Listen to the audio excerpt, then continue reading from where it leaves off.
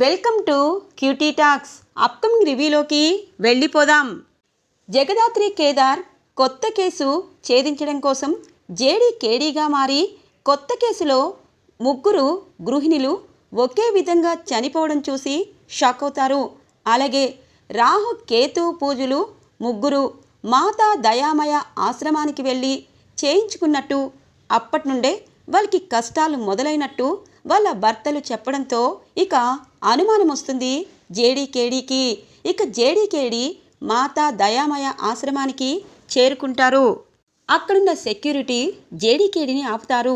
ఇక వీళ్ళ ఐడెంటిటీని చూపిస్తే లోపలికి వెళ్ళి మాతాశ్రీ మీకోసం వచ్చారు ఇద్దరు జేడీకేడీ, అలాగే మన ఆశ్రమానికి వచ్చిన ముగ్గురి గృహిణులు ఒకే విధంగా చనిపోయారు కదా, దాని కోసమే మిమ్మల్ని ఏదైనా అడగడానికి వచ్చారు అనగానే అవునా పద అని చెప్పి ఇక మాతా దయామయి బయటికి వస్తుంది. ఎర్రటి చీరలో ఇక తన మెడ నిండా రుద్రాక్షలతో బయటికి రాగానే జేడీకేడీని చూసి ఉలిక్కి పడుతుంది. అమ్మో వీళ్ళు నన్ను ఇంటరాగేషన్ చేయడం కాదు, నన్ను రోడ్డుపై ఈడ్చిడ్చి తీసుకుని వెళ్తారు. ఇప్పుడెలా చూడండి, నాకు టైం లేదు. మాతాశ్రీ ఆశ్రమంలో హారతి పూర్తయ్యాక తను పవలిస్తారని చెప్పి వాళ్ళని పంపించేసే, రేపు వాళ్ళని రమ్మని చెప్పు అని అంటారు. సరే మాతాజీ అని చెప్పి ఇక సెక్యూరిటీ బయటికి వస్తారు. మాతాజీ భయంగా లోపలికి వెళ్ళిపోతుంది. ఏంటి మాతాజీ గారు బయటికి రాకుండా మమ్మల్ని లోపలికి రమ్మన్నారా అని అడుగుతారు జేడీ. అవును కేడీ, ఖచ్చితంగా అలాగే అయి ఉంటుంది, పక్కకి పద అనగానే లేదు మాతాశ్రీకి ఇప్పుడే హారతి కార్యక్రమం పూర్తయింది, తానిప్పుడు పడుకుంటారు, ఎవ్వరూ డిస్టర్బెన్స్ చేయకూడదు, తను పవలించేటప్పుడు దేవుళ్ళందరూ అనగానే ఇంకాపు, అంటే ఇప్పుడు ఆవిడ గారు బయటికి రారు, ఏదో పూజలు చేసి ఈ సమాజాన్ని మధ్యతరగతి గృహిణులకి తను ఏదో చేయాలని ఇలా చేస్తున్నారు అంతే కదా అనగానే అదంతా మాకు తెలియదు మేడం, రేపొస్తే మాతాశ్రీ మీతో మాట్లాడతారు అనగానే సరే జేడీకేడీ, రేపు ఎన్నింటికి రమ్మంటారు, లేకపోతే ఆవిడ వాకింగ్కి వెళ్ళొచ్చు కదా అనగానే మేడం వెటకారంగా మాట్లాడద్దు, ఎంతోమంది లేని వాళ్ళకి ఆవిడ ఆశ్రయం ఇవ్వడమే కాదు, ఆవిడ ఎన్నో కార్యక్రమాలు చేపట్టారు, ఇలా మాట్లాడకూడదు, రేపు తన్ని కలిశాక మీకే అర్థమవుతుంది అని అంటారు సెక్యూరిటీ గార్డ్. సరే పద కేడి అని చెప్పి ఇద్దరు బయటికి వస్తారు. రమ్య అంటుంది, మేడం ఈరోజు మనకి బయటికి వెళ్ళమన్నారు అంటే ఇక్కడ ఏదో జరుగుతుంది కదా అనగానే అవును రమ్య, నువ్వు అలాగే అందరూ కలిసి ఈ నైట్ ఆశ్రమంలో అసలు ఏం జరుగుతుంది, అసలు ఏమేం పూజలు చేస్తున్నారు, అలాగే ఇక్కడికి మహిళలకి వస్తున్నారు కదా వాళ్ళకి ఎలాంటి ప్రలోభాలు పెట్టి లొంగ తీసుకుంటున్నారు అవన్నీ నువ్వు గ్యాదర్ చేయి, రేపు ఆ మాతా దయామయిని ఏం చేయాలో మేం చూస్తాము అని చెప్పి ఇక జేడీకేడీ జగదాత్రి కేదార్గా మారి ఇంటికి చేరుకుంటారు. ఇది ఇలా ఉండగా వైజయంతి అలాగే నిషి ప్లాన్ ప్రకారం చిలకమ్మను ఎలాగైనా ఇంటి నుండి పంపించేయాలని ప్లాన్ వేస్తారు. ఎందుకంటే చిలకమ్మ వైజయంతి జీవితంలో అలాగే సుధాకర్కి దగ్గరవుతుందని లోపలే రగిలిపోతూ ఇక నిషికతో ప్లాన్ వేస్తుంది. నిషిక కూడా దానికి ఓకే అనడంతో ఇక దుబాయ్ నుండి సుందరం అనే వ్యక్తి వచ్చినట్టు, అతను చిలకమ్మ భర్త అని చెప్పి ఇక చెప్తున్నట్టు క్రియేట్ చేసి ఆ సుందరాన్ని దుబాయ్ నుండి తీసుకొచ్చినట్టు బిల్డప్ ఇచ్చి ఇంటికి తీసుకుని వస్తారు నిషిక అలాగే వైజయంతి. ఇటువైపు జేడీకేడీ కూడా జగదాత్రి కేదార్గా మారి ఇంటికి చేరుకుంటారు. ఇక వదిన కొంచెం లేట్ అయింది వదిన అని అంటుంది. అయ్యో ఏం పర్వాలేదు, ముందు ఫ్రెష్ అవ్వండి అనగానే అయ్యో ఈలోపు వేడివేడి పకోడీలు కూడా చెయ్యమ్మి, ఎందుకంటే ఇంటికి బంధువులు వస్తున్నారు అనగానే ఎవరత్తయ్య గారు అనగానే అత్తయ్య మనకి తెలియకూడదు, తనందరి తనే రావాలి అనగానే అదేం లేదులే, ముందు పకోడీలు చెయ్యి, ఎందుకంటే ఇంకొక 2 రోజుల్లో అదిగో మావయ్య పాపారాయుడు బాబాయ్ వస్తారు కదా అని అంటుంది. ఇక ఇటువైపు నిషి. ఇందులో పాపం శ్రీవల్లి భయపడుతూ ఉంటుంది. శ్రీవల్లి రా పకోడీలు చేద్దాము అని చెప్పి జగదాత్రి తన్ని లోపలికి తీసుకువెళ్తుంది.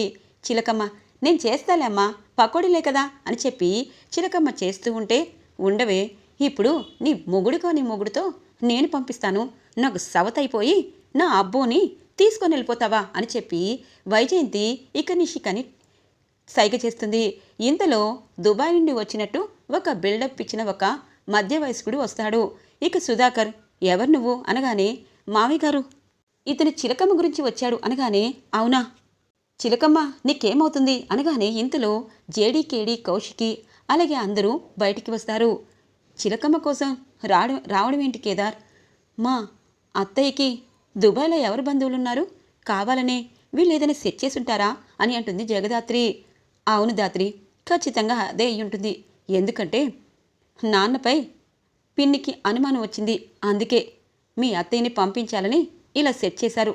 అప్పుడు శ్రీవల్లి విషయంలో ఎలా సెట్ చేశారో అలాగే అని అనగానే, అవును కేదార్ అని చెప్పి బయటికి వస్తారు. ఇంతలో సుందరం అనే ఆయన సుధాకర్కి చెప్తూ ఉంటారు, చిలకమ్మ మీ ఇంట్లో పనికి చేరిందంటే నాకు ప్రాణం చాలా బాధ అనిపిస్తుంది. నేను దుబాయ్ నుండి బోల్డ్ డబ్బులు తీసుకొచ్చాను. చిలకమ్మ పేరు ఏంటో తెలుసా అనగానే, ఏంటి ఏం పేరు అని చెప్పి అనగానే ఇంతలో సుధాకర్, నేను నమ్మను. ఎందుకంటే తన పేరు చిలకమ్మ, తనకెవరు లేరనింది. ఇప్పుడు భర్తని చెప్తే ఎలా నమ్ముతాము అనగానే, ఏం దబ్బోడా నువ్వు మాట్లాడవు అనగానే, చూడు నాన్న, ఎందుకు నమ్మకూడదు? తను పెళ్ళైనామే కదా, ఖచ్చితంగా వాళ్ళ భర్తే అయి ఉంటాడు అని చెప్పి అంటూ ఉంటాడు యువరాజ్. ఇక చిలకమ్మ బయటికి వస్తుంది. ఇంతలో జగదాత్రి, అత్తయ్య నీకోసం ఏదో ప్లాన్ వేశారు అని చెప్పి సైగ చేస్తూ ఇక తన భార్య పేరు భద్రం అని చెప్తున్నాడు అని చెప్తుంది. ఈలోపు చిలకమ్మ ఇక ఏమనుకుంటుందో తెలీదు. చెప్పండి మీరా అని అంటుంది. చిలకమ్మ కాదు, నీ పేరు భద్రం అని అంటారు వచ్చినవారు. ఇక చిలకమ్మ వైజయంతి, నిషి అలాగే జగదాత్రి కేదార్ వైపు చూస్తూ ఉంటుంది. చిలకమ్మ, ఈయన దుబాయ్ నుండి వచ్చాడు అంటున్నారు, నీ భర్త అంటున్నాడు, నీ భర్తేనా అని అంటుంది కౌశికి. అవునమ్మా, నా భర్తే అనగానే, చూసారా నేను అబద్ధం చెప్పాను అంటున్నారు అని చెప్పి సుందరం అంటూ ఉండగానే ఇటువైపు వైజయంతి నిషికకి షాక్ అనిపిస్తుంది. ఇదేంటి, దీనికి మేమేదో ఫేక్ భర్తని సెట్ చేస్తే ఇది నా భర్తే అంటుంది. దీనికి ఏం రోగం అమ్మి, ఎవరిని చూసినా తన భర్త అనుకుంటుందా ఏంటి అని అంటుంది వైజయంతి. అత్తయ్య, మనకేం బాధ, అది దాని మొగుడుతో దుబాయ్ వెళ్ళడానికి సరదా పడుతుందేమో, వెళ్ళని మీకు పీడ ఎరగడవుతుంది కదా అని అంటుంది నిషిక. ఇక కేదార్, ఓ దుబాయ్ నుండి వచ్చావా, ఎప్పుడొచ్చావు, ఎంత డబ్బులు తెచ్చావు, ఎంత బంగారం తెచ్చావు మా చిలకమ్మకి అని అంటారు కేదార్. అంటే బంగారం అనేలోపు, అయ్యో ఏదో ఒకటి తెచ్చుంటాళ్లే అని చెప్పి అంటూ ఉంటుంది చిలకమ్మ. అత్తయ్య, ఎందుకిలా మీరు కావాలని చేస్తున్నారు, వాడు ఫేక్ కదా అనగానే, అయ్యో ఫేక్ తెచ్చింది ఎవరు అన్నది తేలిస్తేనే కదా వాళ్ళిద్దరికీ ఇంకొకసారి మీ మావయ్య నమ్మకంగా ఉంటాడు అనగానే, అత్తయ్య పెద్ద ప్లానే వేశారా అనగానే, పెద్ద ప్లాన్ కాదు, వచ్చినవాడు ఫేక్ అని అందరి ముందు బయట పెట్టామనుకో, ఆ తెచ్చింది వీళ్ళిద్దరే అని చెప్పేశామనుకో, అప్పుడు వీళ్ళిద్దరి మాట ఎప్పుడు ఎవరు నమ్మరు అనగానే, అత్తయ్య వదిలే అత్తయ్య, వాణ్ణి మేము తరిమేస్తాము అని అంటుంది జగదాత్రి. వద్దమ్మి, వీళ్ళు ప్రతిసారి ఇలాగే తీసుకొస్తారు, అప్పుడేం చేస్తావు, ఇంకోసారి తీసుకొస్తే వాళ్ళకి ఇంక మీ మామయ్య నమ్మరు అని చెప్పి అంటూ ఉంటుంది చిలకమ్మ. హే దాత్రి, మీ అత్తయ్య చాలా తెలివైంది, నీలా సాఫ్ట్ కాదు. మీ చెల్లి రాక్షసైనా తన్ని క్షమిస్తావు. ప్రతిసారి పాపం పిన్నిని అలా మా నాన్నతో అంటగడుతూ ఉంటే తనకి ఎంత బాధ కలుగుతుంది. అలాగే మా నాన్న చాలా మంచివారు, ఇటువైపు అత్తయ్య మంచివారు, మధ్యలో నిషి పిన్ని ఇద్దరూ ఏదో ఒకటి అనుమానం సృష్టిస్తున్నారు అని అంటారు కేదార్. ఇక ఇటువైపు రమ్య ఆశ్రమానికి వస్తుంది. ఆశ్రమం చుట్టూ తన మనుషుల్ని పెట్టిస్తుంది. ఇక ఆశ్రమంలో మాతా దయామయి, చూడండి, ఆ జగదాత్రి కేదార్కి తెలియకుండా ఈ మాతాశ్రీ దయామయ ఆశ్రమం నడుపుతున్నాను, కానీ అది ఇక్కడ ఖచ్చితంగా మన కన్ను ఉందని తెలుసు. నేను హిమాలయాలకి వెళ్తున్నానని చెప్పండి, నేను కింద అండర్ గ్రౌండ్లో ఉంటాను అని అంటుంది. ఇక అక్కడున్న సెక్యూరిటీతో, సరే మేడం, మీ వల్ల మాకు చాలా డబ్బులు వస్తున్నాయి అని చెప్పి ఇక అండర్ గ్రౌండ్లో ఇక చిన్న గది ఉంటే కిందికి వెళ్ళిపోతుంది మాతా దయామయ మాతాశ్రీ. ఇక సెక్యూరిటీ అంటారు, రాత్రి పూజ చేసి మాయమైపోయిందని అందరికీ చెప్పచ్చులే, ఎందుకంటే ఇప్పుడు ఇక్కడికి వచ్చిన వాళ్ళందరూ మధ్యతరగతి గృహిణులే, వాళ్ళకి ఏం చెప్తే అది, వాళ్ళ దగ్గరున్న కొద్దో గొప్ప బంగారం తీసుకుని వస్తే రాహుకేతువు పూజలు చేసి ఇక మీకు బాధలు తప్పుతాయని చెప్తారు. తర్వాత ఆ బంగారాన్ని వాళ్ళకి వచ్చేటట్టు, అంటే ఈ పూజలు చేయడం వల్ల ఏదో ఒక బంగారం ఎవరో ఒకరు ఇచ్చినట్టు క్రియేట్ చేయడం, తర్వాత వాళ్ళు బంగారం గురించి మన గురించి తెలిసినప్పుడు వెంటనే వాళ్ళకి మీరు మీ కుటుంబం అందరూ చాలా అంటే చాలా రిచ్గా వెళ్ళాలి అంటే మీరు ఖచ్చితంగా ఇదిగో ఈరోజు పూజ చేసి అలాగే దేవుడికి మీ ప్రాణం అర్పించాలి. అలా అర్పించాక 10 నిమిషాలయ్యాక దేవుడు మీ కోరికను తీర్చి ఖచ్చితంగా మీకు ఒక బాక్స్ నిండా బంగారం వజ్రాలు లభిస్తాయి.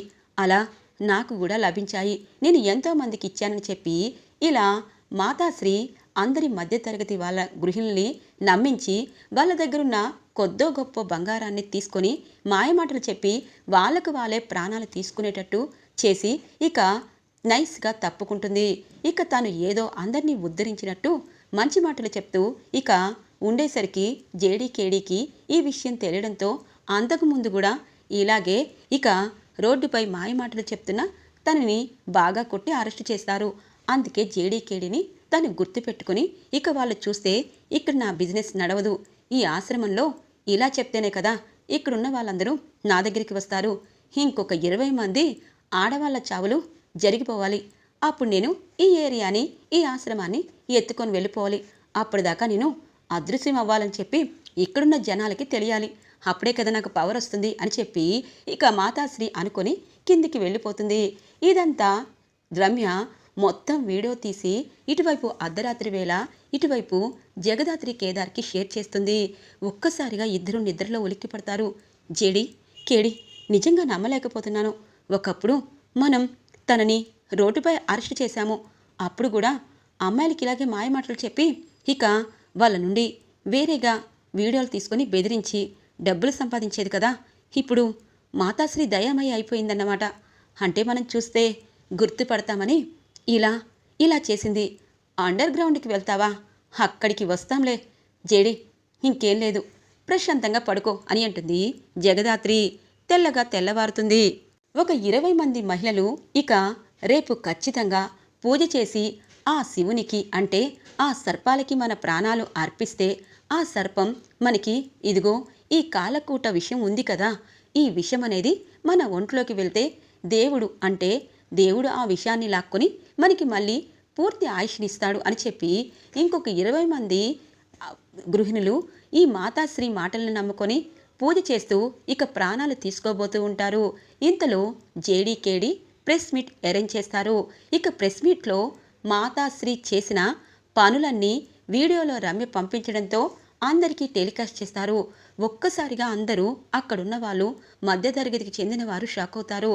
అంటే మా జీవితాలతో ఇలా ఆడుకుందా, ఆ ముగ్గురు గృహిణులు కూడా దీనివల్లే చనిపోయారా అని చెప్పి పాపం చనిపోవాలనుకున్న ఆ 20 మంది కూడా ఆగిపోతారు. మా దగ్గర బంగారం తీసుకుంది, మీకు కొన్ని వేల రెట్లు వస్తాయని చెప్పింది, అలాగే ఒక ఆమెకి పెట్టె నిండా బంగారం గోల్డ్ చనిపోయాక వచ్చినాయని చెప్పి ఆమె కూడా చెప్పింది, ఇలా మమ్మల్ని నమ్మించింది అని చెప్పి ప్రెస్ దగ్గరికి పరుగున పాపం చాలామంది మధ్యతరగతి వాళ్ళు వస్తారు. ఇక ఇటువైపు మాతాశ్రీ ఆశ్రమం క్లోజ్ చేసేయాలని నిర్ణయానికి వచ్చేసరికి జేడీకేడీ మాతాశ్రీ ఆశ్రమంలో ఎంట్రీ ఇస్తారు. ఇక కింద సొరంగంలోకి వెళ్ళిన మాతాశ్రీని పైకి తీసుకొస్తారు. ఒకప్పుడు ఈవిడ ఎవరో తెలుసా అని చెప్పి ఆడపిల్లల్ని నమ్మబలికి ఇలా చేసే ఈవిడ్ని మేము జైల్లో పెట్టించాము అని చెప్పి క్లియర్గా తన గురించి చెప్పడంతో అందరూ షాక్ అయిపోతారు. ఇలాంటి వాళ్ళ మాటల్ని నమ్మద్దు, మనం కష్టపడితేనే డబ్బులు వస్తాయి, కష్టం లేకుండా ఏ డబ్బులు రాదు. నిజం చెప్పాలంటే మీ భర్తలు మీకు చాలా హ్యాపీగా మధ్యతరగతి వాళ్ళకి చూసుకుంటారు, కానీ మీరు కూడా ఇంట్లోనే ఉండి యూట్యూబ్ స్టార్ట్ చేయడం, అలాగే ఆన్లైన్లో చీరలు అమ్ముకోవడం, చిన్న చిన్న మిషన్లు కొట్టుకోవడం, ఇలా చేస్తే ఇద్దరి సంపాదనలు ఒకటయ్యి మీకు మీరే కుబేరులవుతారు. ఎవరో మాయమాటలు నమ్మి ప్రాణాలు తీసుకొని పిల్లల్ని అనాథలు చేసి ఇంటిని కనీసం వాకిల్ని వల్లకాడు చేసే ఇలాంటి ఆశల్ని నమ్మకూడదు. ఇలాంటి మాతాశ్రీ ఆశ్రమాల్లాంటివి పుట్టగొడుగుల్లాగా వెలుస్తాయి మీ మాటలు నమ్మి. మీరు కష్టపడి పనిచేయండి, నిజాయితీగా ముందుకు వెళ్ళండి, అలాంటప్పుడు మీ కుటుంబం ముందుకు వస్తుంది. మీ పిల్లలకి ఆరోగ్యకరమైన అలవాట్లతో సహా అలాగే అమ్మా నాన్న ఉండడంతో వాళ్ళు మంచి ప్రయోజకులు అవుతారు. ఇప్పుడు తల్లి లేని పిల్లలకి నాన్నే అన్ని అయ్యే అవకాశం ఉండదు. ఎందుకంటే తను పొద్దున వెళ్ళి కష్టపడతాడు, అమ్మ ఇంట్లో ఉండి అన్నం పెట్టి వాళ్ళకి సంతోషకరమైన కథలు కబుర్లు చెప్పేది. ఇప్పుడు ఆ ముగ్గురు కుటుంబాలకి మనం ఏమిచ్చినా రుణం తీరదు. కానీ ఒకటి మాత్రం నిజం, ఇలా ఎవరు చెప్పిన మాటలు నమ్మద్దు అని చెప్పి ప్రెస్ మీట్లో ఇక మాతా దయామయ నిజస్వరూపాన్ని బయటపెట్టి జేడీకేడీ కేసుని చాలా చక్కగా ఛేదిస్తారు. ఇది ఇలా ఉండగా ఇదంతా టీవీలో చూస్తున్న నిషి అలాగే చిలకమ్మ అలాగే ఇటువైపు కౌశికి సుధాకర్కి హ్యాపీగా అనిపిస్తుంది. బాబాయ్ నిజం చెప్పాలంటే మధ్యతరగతి వాళ్ళు ఎవరి మాటైనా నమ్మేస్తారు.